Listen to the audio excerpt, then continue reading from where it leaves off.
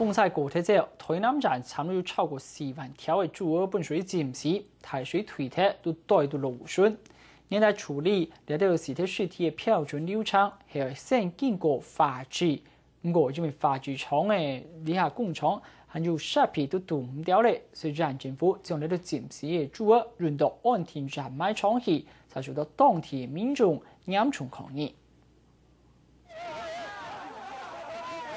安田鄉面貴州老警方隊列上嘅阻擋，已送到人賣廠嘅一叉嘅浸死豬鵝。風災過後，提水推鐵，台南人要當到嘅猥瑣，魯迅和當到嘅浸死豬鵝。而頭下來開始變到當球，讓政府宣布人賣廠係唯一嘅選擇。只有透過這種掩埋的方式才能夠減少惡臭。鋪土的這個厚度夠的話，那個臭味基本上是離開整個掩埋場就在掩埋場外面。